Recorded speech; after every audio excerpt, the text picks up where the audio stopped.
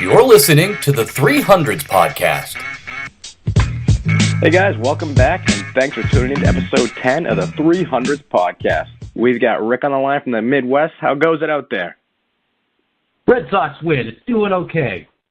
Yeah, it's not a bad night. So, speaking of the Red Sox, I know there's it's kind of the dead dog days of the summer, but it looks like, the Red Sox are really kind of the number one story right now.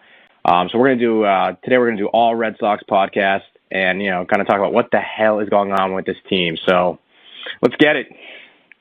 All right, so tonight's Red Sox game, Doug Fister nearly gets the shutout. I know one of the things, Rick, you and I were talking about is he looks a lot better than a lot of other options they could have had. Yeah, the term they use in the NFL is street free agent, and I know he was 0-5 coming into tonight's game, but I think tonight's game, getting through, 7 2/3 at the end with 2 earned runs, I don't think he's going to do that every night, but he did that against a really good Cleveland Indians team, and so I think there's a higher ceiling on a guy like Doug Fister than there is on Bartolo Colon. I mean, just the eyeball test. Doug Fister, 6'8", 210 pounds. Bartolo Colon, big, sexy, I know, but a 5'11", 300-pound slob, let's be honest. So, again, I know that the numbers hadn't been there thus far, but I do like the ceiling on Fister. And even if he can get something a fraction of this good going forward, he gives you more than you were getting out of that spot before. Yeah, and I got to say, I did not realize Doug Fister was 6'8". That's a giant, but he's also only 33. And what's Bartolo? He's at least 40, right? Yeah, he turned 44 in May. So, yeah, I mean, just the eyeball test. I mean, I know Bartolo Colon found the fountain of youth or some other type of chemical, and, he's had a great run in his 40s. It's been a great story. How many guys do you know that get named Big Sexy in their 40s? So, obviously, he's had a good run, but just the eyeball test. Who would you rather have going forward? Yeah, I mean, I think Colon, he's been waiting to fall off the edge for a long time, and I know you and I remember when Bartolo pitched for the Red Sox, and he was terrible. He looked exactly like a fat guy who was at the end of his career collecting a paycheck. And then again... And he quit on them. Yeah, and then again, he mysteriously all of a sudden turned into a great pitcher. I know he went to the National League, but you don't weigh 300 pounds and then all of a sudden become a great pitcher in your 40s without a little help. Yeah, and maybe I've got an axe to grind with Bartolo Colon, but I just remember 2008 when that guy left the Red Sox high and dry. He quit on them. Yeah, I mean, he was out of baseball in 2010, and then he came back at age 38 to pitch for the Yankees in 2011. Yeah, I mean, a strange story. He was an All-Star at age 25 in 1998, and he was an All-Star last year at age 43 in 2016. So, again, I know there's some talent there, and he has some worth to some teams, but yeah, I'll take Doug Fister. And the other thing, yeah, I'd rather have Sonny Gray, but Doug Fister, you give up nothing. Yeah, no, exactly. I mean, Doug Fister, he's been, very up and down.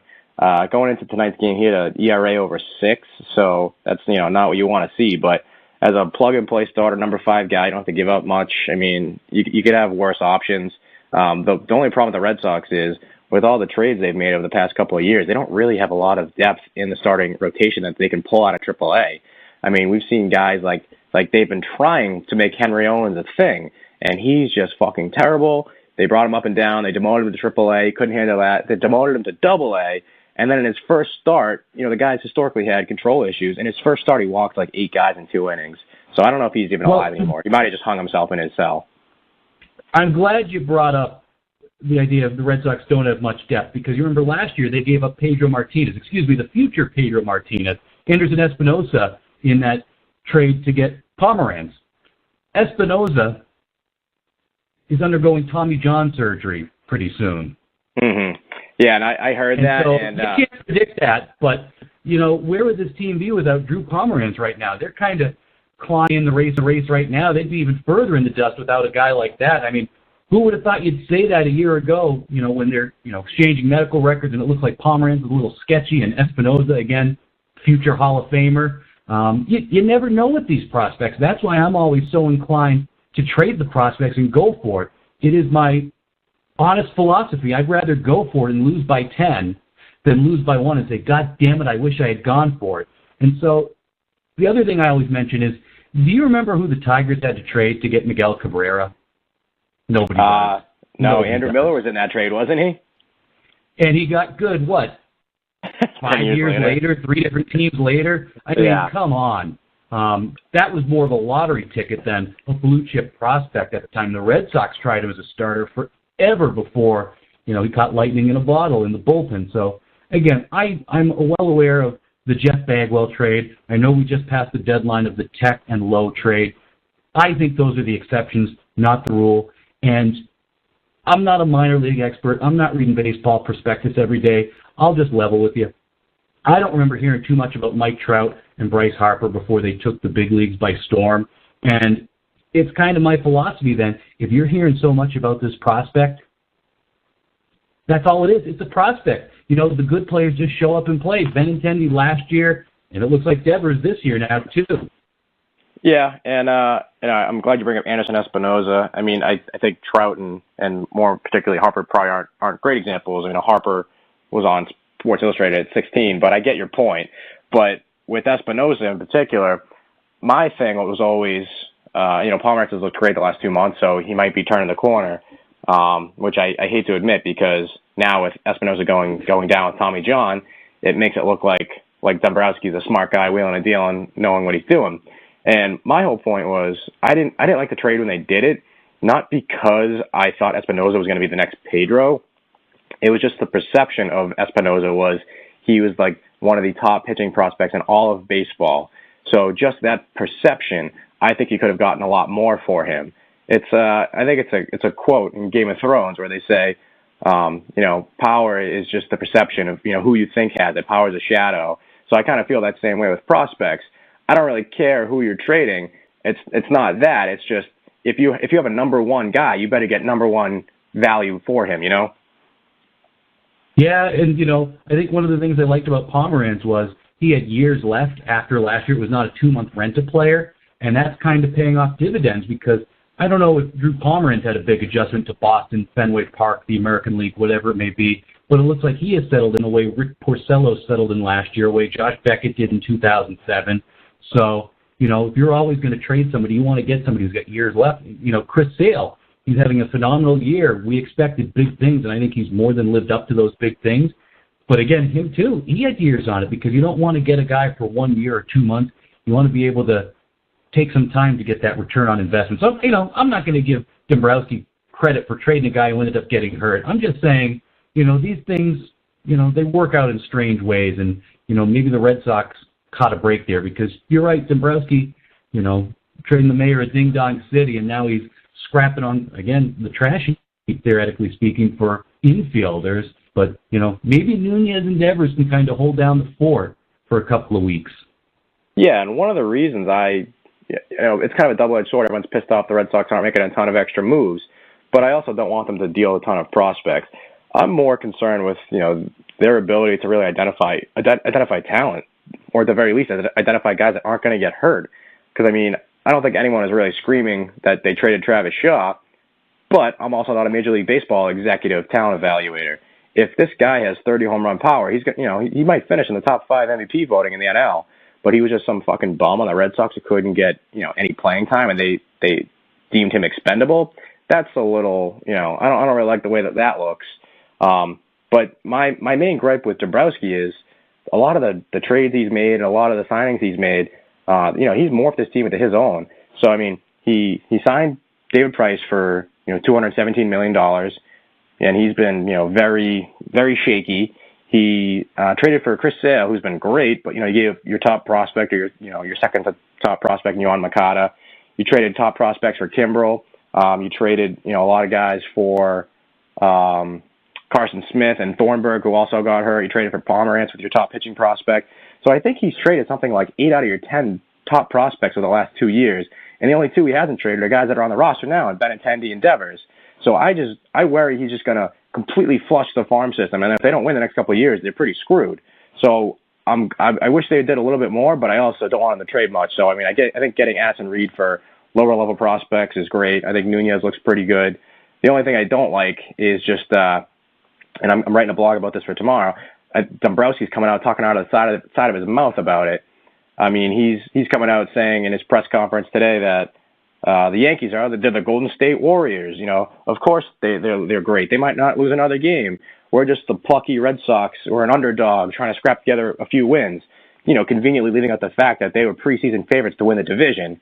So it just feels like he's really just kind of hedging his bets. So, if his team that he's built, if they falter down the stretch, it's not his ass that's going to be on the line. Yeah, I guess I would just counter one more thing. You mentioned the two prospects he didn't trade are on the big league roster. Maybe I'm giving him too much credit, but I look at it and go, yeah, that's why he didn't trade those two. He picked and chose his spots, and that's why he held on to Benintendi and Devers. I don't know. I mean, you can play it either way, but certainly he's living up to his reputation, and it's almost as if he's getting a directive from ownership. We want to win now. We've got some young players. We've got a young nucleus. We don't need 15 guys in their 20s. We've got 5 to 10 good guys in their 20s. You can build with that. You're not the Oakland Athletics or some Minnesota Twins team that really can't afford to spend big bucks. You have the Killer Bees, Benintendi, Bogarts, Betts, Bradley. You can supplement that. You have the cash to supplement that with free agents. You don't need a roster 1 through 9 of guys making $500,000. Yeah, and I mean, I think we're both in agreement that you don't want to be prospect hoarders. Like just going back to remember when Henry Owens wasn't untouchable, and that guy fucking sucks. But now that you've traded 8 out of the top 10 prospects, I need you to stop. You can't keep trading guys. Like I was worried they were going to trade Devers or maybe Groom, who's their first round pick last summer. So the only thing is I don't want them to just completely gut the system, because then you're going to be the Yankees, where you have to reset and you're kind of in a shit spot for 5 years. But the one thing they had a pretty good run for 15 years. I think I would take that. Yeah, no, I absolutely would too. But the core of that system was built on, the core 4, the guys that they brought up. I mean, a lot of times you get once in a generation talent like Mariano Rivera and Derek Jeter and all that. But, you could see they ran into it towards the end of that run where it's like they didn't have any talent. So they just kind of were just trotting out 30, 40-year-old guys who making way too much money. I mean, A-Rod is making, $25 million a year when he was 40? And they had to take a few steps back. They had to take a few steps back for, I think it was 5 years. And now that they're starting to finally build up that farm system again, now they're going to go on another run, which is great. The thing about Dombrowski, though, is he's probably in a tough position because he is in win-now mode from the ownership, and he's always been a win-now kind of guy. But 97 Marlins. Yeah, but with him, it seems like every move he makes is I'm never going to give him credit for, which I'll admit, because you signed David Price, who was the number 1 free agent in the market. You traded for Chris Sale, who was arguably the best pitcher in the American League. You traded for Craig Kimbrell, who was one of the best closers in the game. So I mean, they're good moves. Don't get me wrong. It's not like he's doing anything innovative or finding any diamonds in the rough. So if they win the World Series, great. But if they don't, he's going to look like an asshole. Just trading these prospects, signing all these guys to huge contracts and not winning. Yeah, and I'll agree with you on the David Price contract. Even if he was having a great year, it's not as if Dave Dombrowski went out there and got his man. He threw an extra $30 million at a guy to lure him away from baseball heaven in Seattle, or St. Louis. Yeah, and now that we're talking about Price, we might as well just get into it. I know there's been a lot made about it. I know you're not in Boston physically, but it's been nonstop for 2 weeks, just kind of going in on this guy. It really seems like he's going off the rails. Now, he got into it on that Red Sox flight almost a month ago with Dennis Eckersley, and it really only came out a week or two ago from Shaughnessy's article what exactly happened on that plane. And, for anyone that's not totally familiar with it, Price was upset with Eckersley for some things he'd been saying about the team. He said he's sticking up for his teammates, whether you believe it's because of Eckersley's yuck comments about Eduardo Rodriguez's shitty rehab start, or if you think it's more of just, Price blowing off some steam about everyone shitting on Price himself. But, so they're on the plane and they're waiting for Eckersley to walk down the aisle with all the players around him, and Price, like a schoolyard bully, being, oh, look, it's the guy who thinks baseball is so easy. Get the fuck out of here. Basically, ripping into a Hall of Famer like a complete asshole. I mean, the guy's a local treasure. You look at that hair. I mean, if you freak out on Evan Drellick like he did, nobody's going to give a fuck. He's just some writer. But if you act like a total dickhead and rip into a Hall of Famer, a guy that people love around here, that's a bad look. And I think the fans have really turned on him really quickly. Yeah, Eckersley has been a popular guy in that city for 40 years. I remember when the Red Sox brought him in, I think it was age 43 in 1998, his final season, and his emotional retirement ceremony and whatnot. Yeah, I mean, Boston's liked that dude for an awfully long time. Not to get off on a sidetrack here, but, you know, I just think about how sensitive Price and probably a lot of those guys in that clubhouse are right now. Can you imagine if they played 15, 20 years ago when Sean McDonough was announcing games? I believe it was Manny Ramirez who didn't run out a ground ball to the pitcher, just stayed in the batter's box, walked back to the dugout. I wish I could find this on YouTube, but I believe McDonough said, "What an absolute disgrace."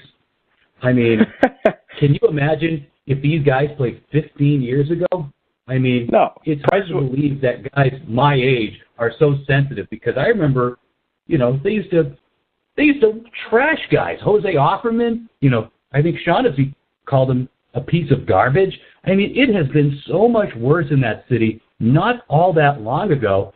And I think deep down the people really do want Price to succeed. It's just, you know, when you're going to act like a bully like that and not back it up on the mound, it's going to get ugly. Yeah, and I think that timeline, I think it matches right up with social media. I think it's just, you know, Price is a well-known, he's a well-known Twitter obsessive. He's on Twitter all day long. And that was one of the issues when he came in. Everyone said, you might want to get off Twitter. I don't know if you're going to be able to handle all the notifications, because he definitely reads all of them.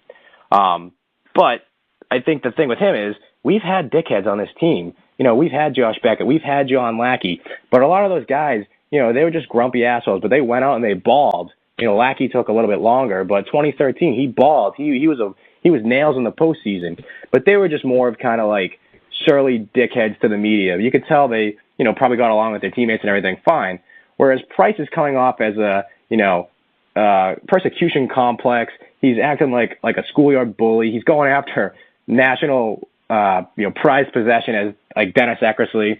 And it's just different. It's not like Price is, you know, being the tough Texan. He just seems like a little thin-skinned asshole. I don't know. I mean, I don't know how to put it. Before the last few weeks, I really wanted him to do well so the city would get behind him and, you know, he could really turn that corner. But it just seems like he's kind of just taking a piss on everything. Yeah, I mean, it did kind of end ugly in that city with Josh Beckett getting traded out in the Nick Puto trade in 2012. But, you know, I agree. He was able to shut out the noise. But John Lackey is my shining example for what you're talking about. This team has had assholes before. And you know what? Sometimes it's a good thing to have an asshole, as long as it's somebody that, you know, the team knows is on their side, somebody that's in it for the team. And John Lackey, you know, he wouldn't really engage with the media. He'd say what he has to say. He would go home. You know, I think you're right. He was a grumpy guy, but, you know, he could back it up. And, you know, he wasn't so sensitive. You know, he would give it, he would take it. You know, David Price, you know, you just wonder if, you know, he's a sensitive guy, he's a smart guy, went to Vanderbilt. You just wonder if he's, you know, too sensitive for that market, or, you know, just this day and age in the sport. No, I think it is. I think it is him being sensitive. I think it's him lashing out, because it's really, you know, it's textbook behavior where it's like he gets criticized and he lashes out at everyone else. So I think he's just kind of reacting and, you know, not really. I don't think he can handle it well. Something that always comes to mind is, you know, Josh Beckett as an example. You know, he was a dickhead. He was always kind of, you know, snarky with the media and very short. But I forget who it was. It was. He would take his medicine. Yeah, no, he would take his medicine. He would take his medicine. He'd go out there. Yeah, but my point is, he'd say he sucked. Yeah, exactly. But my point with him is, you know, he just wanted to get out of there. He just, you know, he wasn't someone who was going to take to heart what everyone was saying and then freak out about it. Because I remember Dan Roach was on Toucher and Rich one morning, you know, a few months back, and he was telling a story about Josh Beckett, of how Josh Beckett, you know, kind of blew him off and was a dickhead about it. And Roach was like, all right. And he's walking back to the clubhouse, and he says he gets a call on his cell phone like 10 minutes later, and it's Beckett, and he's like calling him to apologize. He's like, hey, man, sorry, I didn't mean to do that. I just wanted to get out of there. So it's like, I don't think Beckett was, you know, a total dickhead deep down. I think he just didn't really want to deal with the media. Whereas I think Price... You know what he was a regular dude. He was a man. Yeah, exactly. And I think Price is just... apologize. I blew you a dick. We'll fix it. Well, that's the problem exactly. Price has compounded the issue. I don't know if you heard his comments from the other day where they were asking him, have you talked to him? And rather just than saying either, yeah, I talked to him, we squared it up, or just saying, no, we haven't, and just like saying no comment, he says, well, Eck doesn't come into the clubhouse, so, he doesn't really know what's going on. I'm like, dude, you're making this so much worse. You're dragging this out. And they put him on the DL. They put him on the DL and basically skip his start. They think it's going to be better when he comes back. It's going to be way worse. Well, Felger made a good point on the Sports Hub today. That guy never shows his face in the clubhouse, and there's a reason why. I mean, David Price is an adult. They fly together. They travel together. He couldn't hold him aside for private conversation if he had serious concerns. I think these players, and Felger kind of said this, I think these players love having that confrontation in the clubhouse so it can be 25-on-1 like he did with Evan Drellick. He can't put a media guy in that position. He can't fight back. In that position, that guy has to take his medicine because if Eckersley or Drellick or whoever it may be, somebody in a press conference said to Bill Belichick, you know what, why don't you shut the fuck up and talk to me like a decent person? That guy would be out of there, even though he would be completely justified to say that. So that's why they like having those confrontations in the clubhouse, not because it's a better conversation, but they think they can gang up on the guy. And yeah, I mean, David Price also saying, yeah, if you've been listening, he's been a lot better since then. Well, who the hell are you to say that? Yeah, it's a total power play, and the thing that I think is making it worse, at least in my perspective, is he's writing it down, he's doubling down on it. He thinks they really should kiss his ass on the analysts. And I know it's a team broadcast, but it's still a broadcast. It's not there to talk about how great you are. And something that stuck out as odd that I heard today was, David Price talking about the other guys that have come in. Like you said, they've done a great job. But he's talking about him. He's saying, yeah, Eck. But then we have Mr. Remy. We have Mr. Timlin. I'm like, what's with the formalities with these guys? Eck can go fuck himself. But Mr. Timlin, who I love Timlin, but I don't think I've ever heard anyone call him Mr. Timlin. Yeah, Mr. Timlin's like 40. Like he's an older guy. Maybe that's the other thing that is rubbing people the wrong way about Price, because when he calls him Manager John, Mr. Remy, Mr. Timlin, he's fucking with us, isn't he? Isn't he? I mean, does he think that, he's like muttering stuff under his breath about these guys as soon as the microphones are off? Like, he's just real smarmy about it. Well, I think at the end of the day, why he's a bad fit for this market is because of that, whether you want to call it, he's just being disingenuous, or like you said, he's being smarmy. I think in Boston that does not play. I think if people think you're, not being real about it, and you kind of have this, I'm smarter than you kind of attitude, that's the last fucking thing that's going to work in this town. And I'll say one more thing. I don't think David Price was put on the DL with hurt feelings. It's a funny story. I don't think that's true. But if it's 50-50 to make the start with that elbow, and that coin is coming close to landing on its side, I think, as ugly as it could have gotten Friday night, maybe that tipped the scale a little bit.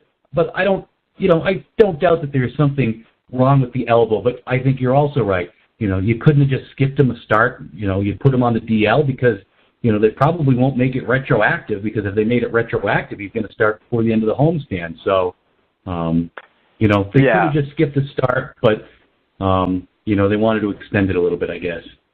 Yeah, and I don't think that DL stint's completely fake. I mean, he's obviously been dealing with that elbow issue since the beginning of the year. But, he's been pitching through it. He looked fine recently. I think if the whole X thing wasn't going on, I think he would have made the start. I just think the timing was weird. So, I don't know. It'll be interesting to see when he comes back. But I think there's a good point to the fact that, Fenway's not what it used to be. It's not the cutting, scathing environment it used to be. You go to a game now, half people aren't paying attention, so it's not like he was going to get booed out of the stadium. But for the people that are paying attention, it's going to be double when he comes back. I mean, I'm literally planning to have tickets for his first start back, and it's a shame because I don't want to just hit on one of our, highest paid players, but if you're going to be a dickhead, you're going to be smarmy about it, and you're going to, shit talk a guy who's been here for 40 years, you put it on yourself, man. So you better ball out. You better not get bounced out in the third inning in the playoffs. Otherwise, you're in for a long, 5 more years? Did I see Gary Tanguay went on CSN and basically said, I hate this team? Oh, yeah. Today, apparently, he was going on a rant, I was told, about, people don't go in the clubhouse. They don't say this because they're not in the clubhouse. And Tanguay straight up said, I haven't been in the clubhouse since 2007, but if I was in the clubhouse today, this is what I would say to you, David Price. And he just straight up flips off the camera.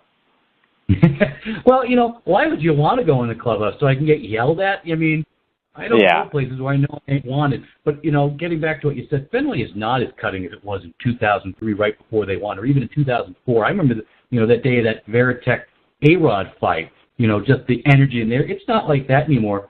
But it feels like this year it is the closest to that atmosphere, in the last decade, just that day-to-day soap opera. And, so maybe the media is drumming this up to drum up some interest, but it has been, the soap opera has been more fun than it has been in about a decade because, at the end of the Theo Epstein regime, they just wanted, straight-laced, button-down guys. They didn't want any personalities. They wanted Andrew Benintendi. What's your favorite position? The big leagues. And, I think that kind of hurt the ratings. So maybe this soap opera, in some way or another, will at least drum up some more interest, whether it be, against the team, perhaps. But, at least it's interesting. Yeah, and the only thing I would add to that is the media definitely drums this up, but they drum everything up. I watch the Red Sox. You can't be good, be interesting. Well, this is my point. I mean, I watch a lot of Red Sox games. I listen to sports talk radio every day. They drum up everything. But this is the first thing in a long time where I've just kind of been like, you know what? Fuck this guy. So I think there's definitely a difference to it.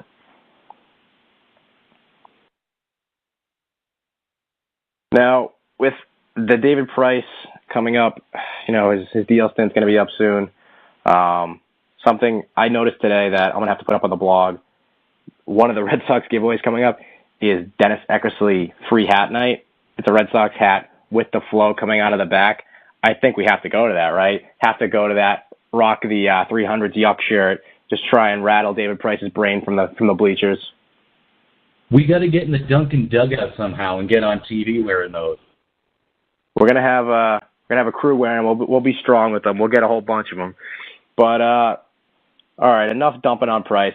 Is there anything else we want to touch on? I want the guy to win. I want him to pitch well. I just, if he's not going to pitch well and he's going to be smarmy and annoying, I will root against him.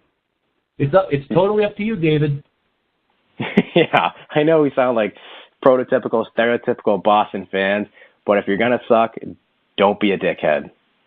Yeah, it's easy, And, at least when Lackey, Lackey took his lumps. Lackey took his lumps. Lackey was going through some shit, too. Lackey was getting a divorce. His wife had cancer. But he would be like, yeah, I pitch like shit, whatever, fuck you. When you're talking to Price, the guy's making $30 million a year. He's just like, you guys just don't get it. Baseball's hard. I'm like, oh, woe is me, dude. I didn't know he was a Muppet. Yeah. The guy makes $30 million a year, and he doesn't own a mirror. Poor guy. Yeah, so he needs to strap it on. I don't know. Maybe Ortiz got in there the other night. I know they had the 07 team back the other day. Maybe Ortiz went in there and slapped him around in the bathroom. I don't know. They need something to snap him out of it. But the only problem is, as they're going down, they had a great win tonight, but they've been struggling lately. The Yankees are going the other way, and I think they're the favorite to win the division. Yeah, I do too. I think the Yankees took their lumps in July. Of course, the thinking is they're not going to win them all. No, I think they took a lot of L's in June and July. I think they had their down stretch, and I think the Yankees are back. Yeah, they're playing really well. They got friggin' the young guys are killing it for them, and they've just loaded up. I mean, they've added a ton of guys to that roster. I mean, obviously today they landed Sonny Gray, but I mean before that they had a ton of moves. They landed Todd Frazier. They got David Robertson back. They got Garcia. So they're loading up, and their starting pitching might be decent, but Tanaka's looked great recently. Almost threw a perfect game a couple weeks ago. Gray's been really good this year. Their bullpen is dominant. So I don't know how the Red Sox are going to jump back into that, but if they miss the playoffs, this is going to be a long off season. And this is why I think Dombrowski is just preemptively chilling his seat. So when they do miss the playoffs or they get bounced early or they have to play in a wild card game, he's not the one taking the heat, even though he should be. Yeah, I think the Red Sox will still, hang on by their fingernails for a wild card spot. I just don't think the league is that great top to bottom. But yeah, boy, the Yankees, it looks like George Steinbrenner's back at the top making moves. Make the Yankees great again. I mean, they are going all out. And I also saw on Twitter that all these moves they've made this year, what was it? They got all these guys, and they've only given up one top 50 prospect. That's like the anti-Dave Dombrowski. That is efficiency. Yeah, so Brian Cashman, he's earning his money now. But I mean, hopefully we get some good production from guys that are coming up. I hate the sentiment and the saying that, oh well, we added this guy, we called this guy up. That's our midseason acquisition, like Brandon Workman, who actually looked pretty good. But Rafael Devers has looked real good. 20-year-old third baseman, straight up. Well, he was in AAA for a week.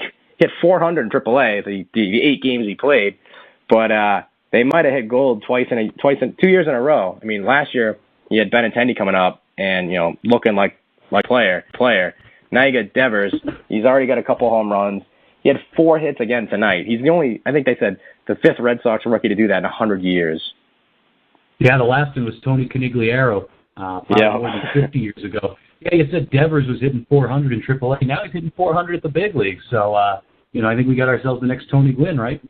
Yeah, they might be onto something here, which is good because they'll be paying $50 million for that position anyway. So you might as well get some good production out of it. And at least they held on to the right guys. I know we were talking about that earlier. That's what I go back to. Usually he holds on to the right guys. Yeah, if you're the Red Sox, if you're a big market team, it sucks, but you can afford it. Pablo Sandoval was not working out.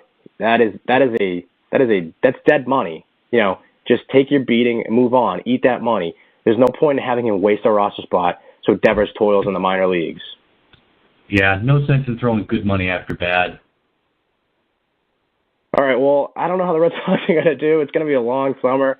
It's going to be tight. I think they're, a half a game back as we're doing the podcast here on July 31st. Yankees are on the up. Sox had a great win tonight, but, hopefully they can get some more good starts out of Fister. Hopefully Price comes back and, doesn't throw up on the mound.